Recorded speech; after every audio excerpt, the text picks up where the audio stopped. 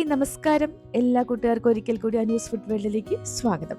ഇന്ന് നമ്മൾ സദ്യ സ്പെഷ്യൽ ഒരു ഓലൻ്റെ റെസിപ്പിയാണ് നോക്കാനായിട്ട് പോകുന്നത്. സദ്യയിൽ വിളമ്പി കഴിഞ്ഞാൽ ഇലയിൽ ഒട്ടും ഒഴുകി പോകാത്ത തരത്തിൽ നല്ല പെർഫെക്റ്റ് ആയിട്ട് ഇത് തയ്യാറാക്കിയെടുക്കുന്നത് എങ്ങനെയാണെന്ന് നോക്കാം.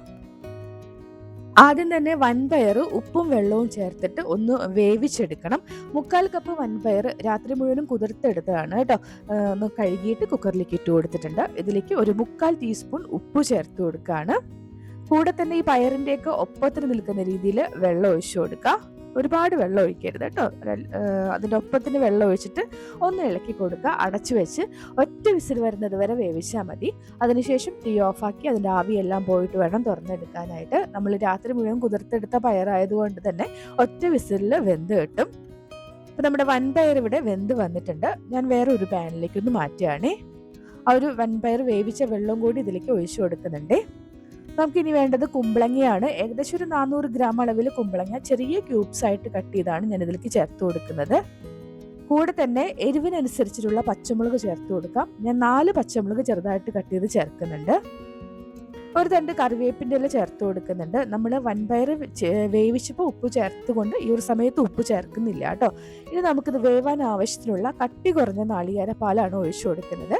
ഞാനൊരു ചെറിയ നാളികേരത്തിൻ്റെ പകുതി ചിരകിയെടുത്തതിലേക്ക് കുറച്ച് ചൂടുവെള്ളം ഒഴിച്ചിട്ട് നല്ല കട്ടിയുള്ള 1/4 കപ്പ് നാളികേരപ്പാൽ മാറ്റി വെച്ചിട്ടുണ്ട്. ബാക്കിയുള്ളതിലേക്ക് വെള്ളമൊക്കെ ഒഴിച്ചിട്ട് പിഴിഞ്ഞിട്ടാണ് ഈ ഒരു നാളികേരപ്പാൽ, കട്ടി കുറഞ്ഞ നാളികേരപ്പാൽ എടുത്തിട്ടുള്ളത് കേട്ടോ.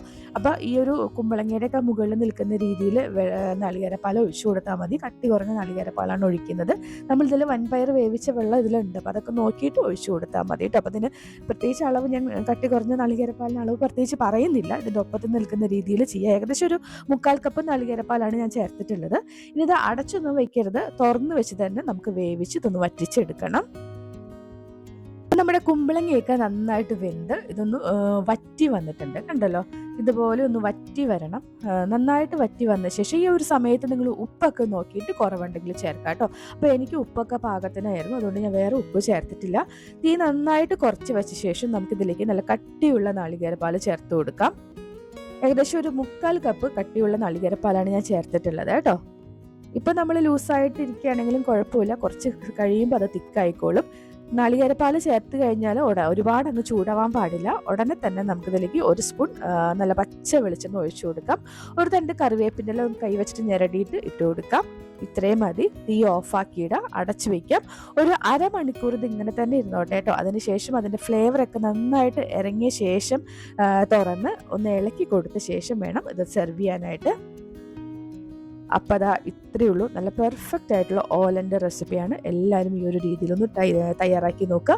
വീഡിയോ ഇഷ്ടപ്പെട്ടിട്ടുണ്ടെങ്കിൽ സബ്സ്ക്രൈബും ലൈക്കും ഷെയറും കമൻറ്റും കൂടെ ഒരു ഹൈപ്പും കൂടി തന്ന് സപ്പോർട്ട് ചെയ്യാൻ മറക്കല്ലേ കേട്ടോ. ഓക്കെ, അടുത്ത ദിവസം വീണ്ടും കാണാം. താങ്ക്